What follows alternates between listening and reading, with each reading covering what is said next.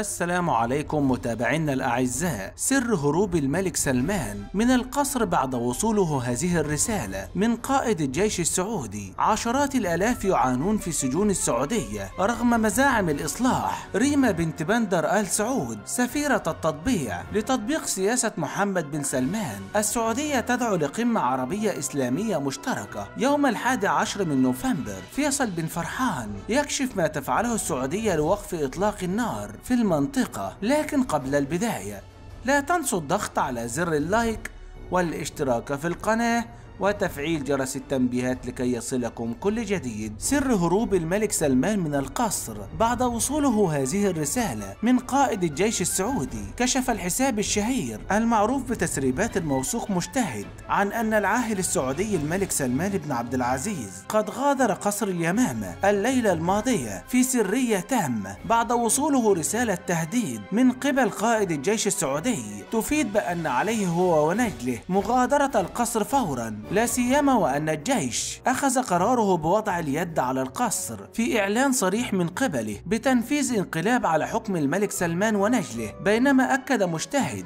أن هذه الرسالة وصلت للملك في وقت كان يتواجد فيه نجله محمد في قصره الخاص الكائن في مدينة نيوم الواقعة شمال غربي المملكة العربية السعودية. فيما أنه وفق مجتهد قال الملك سلمان لم يتواصل مع نجله بشأن هذه الرسالة خشية من أن تتصاعد الأمور، إذ أن الملك أدرك جيدا أنه أمام انقلاب لا يمكن إيقافه. لهذا جاء قراره على ما يبدو بترك القصر دون معرفة وجهته. بينما وفق مجتهد فأن الملك غادر القصر ليس من ممرات المغادرة المعروفة وإنما من خلال ممر سري، وهو ما يؤكد فعليا تعاطيه مع حجم الخطر الذي حمله تهديد قائد الجيش. مجتهد الذي يعرف عنه بأن تسريباته لا تقتصر على القصر الحاكم بل أن مصادره تتغلغل داخل صنع القرار السعودي، والجيش ليس بعيدا عن الأمر، إذ أن مجتهد أكد أن استعدادات كبرى وحالة من الاستنفار القصوى يعيشها مئات آلاف العناصر من الجيش الذين ينتظرون فقط الإشارة لتنفيذ الانقلاب الذي إنما يهدف بالأساس إلى إسقاط العاهل السعودي الملك سلمان ونجله ولي العهد السعودي. لا سيما وأن تسريبات سابقة من داخل الجيش أكدت امتعاض كافة العناصر من سلوكيات بن سلمان التي يعتبرونها أفقدت المؤسسة الأمنية هيبتها وقدرتها على الردع حين تحولت مهمتها لتأمين وصول بن سلمان للعرش كهدف أساسي عمل عليه معتقدا أنه يمكن تحقيقه، فيما أن الحقيقة مزاعم الإصلاح معتقدا أنه يمكن تحقيقه، فيما أن الحقيقة هو حالة وعي يعيشها أبناء هذه العناصر تجعلهم يرفضون بحكم الوضع الذي أوصله إلى المملكة. عشرات الآلاف يعانون في سجون السعودية رغم مزاعم الإصلاح. أبرزت صحيفة التلغراف البريطانية أن عشرات الآلاف لا يزالون يعانون في سجون ومراكز الاحتجاز في السعودية رغم مزاعم الإصلاح الحكومية المتكررة. وذكرت الصحيفة أنه بعد 4 سنوات من تحقيق أجرته وكشف عن انتهاكات واسعة في النطاق السعودي وسجون التكريس مع الحريات والحقوق العامة، تشير لقطات جديدة إلى أن شيئا لم يتغير. وبحسب الصحيفة تتعرض عشرات الآلاف من الأشخاص في السعودية لظروف مزرية في مراكز الاحتجاز على الرغم من وعد المملكة بإصلاح معاملة العمال المهاجرين قبل 4 سنوات.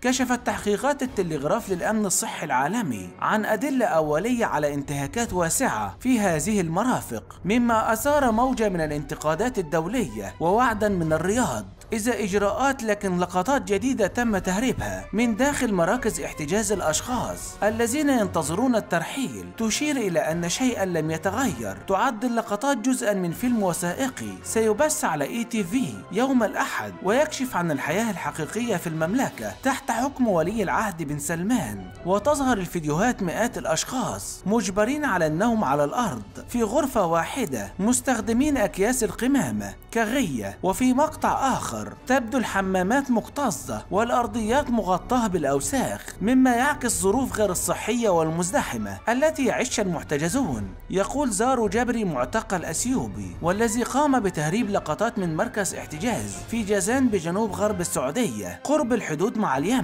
الوضع هنا قذر، لا توجد حمامات كافية. ويضيف في فيديو أرسله في مارس من هذا العام مصورا من تحت قطعة بلاستيك لإخفاء نفسه عن كاميرات الأمن: نحن جميعا جميعا في غرفة واحدة تسمى العنبر. هناك 600 شخص. هنا نرتدي أكياس بلاستيكية وننام في أكياس قمامة. ويتابع الأعمار بين 10 أعوام و50 عاما يعانون من صدمة نفسية شديدة. وريما بنت بندر سفيرة التطبيع لتطبيق سياسة محمد بن سلمان. تبرز سفيرة السعودية في واشنطن الأميرة ريما بنت بندر آل سعود بوصفها سفيرة التطبيع مع الكيان الصهيوني لتطبيق سياسة ولي العهد بالتحالف مع دولة الاحتلال.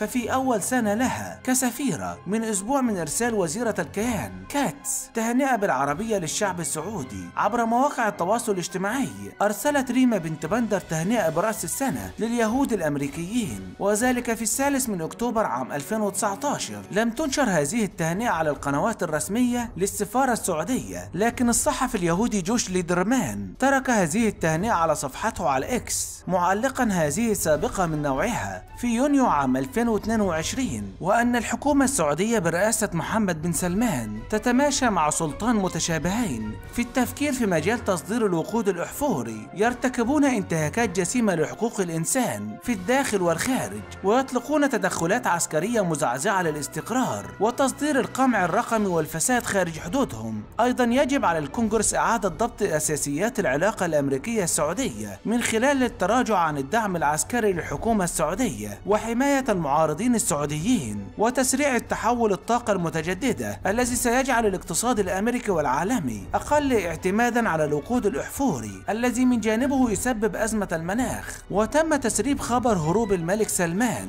قبل قليل، وهو ما بدأ نشطاء سعوديون في نشره مؤكدين أن الساعات المقبلة ستشهد إعلان الخبر بشكل رسمي، هذا وأن التخلص من بن سلمان يأتي في وقت تجمعه فيه خلافات أخرى خارجية، لا سيما أمرين تسبب هو شخصيا في جزء كبير منهما، إذ وجهت 12 منظمة حقوقية أمريكية رسالة مشتركة تطالب الكونغرس بإعادة تقييم العلاقات الأمريكية السعودية بما في ذلك وقف الصفقات العسكرية مع المملكة والضغط لوقف انتهاكات حقوق الإنسان. انتهى الفيديو، لكن قبل المغادرة لا تنسوا الضغط على زر اللايك والاشتراك في القناة وتفعيل جرس التنبيهات لكي يصلكم كل جديد.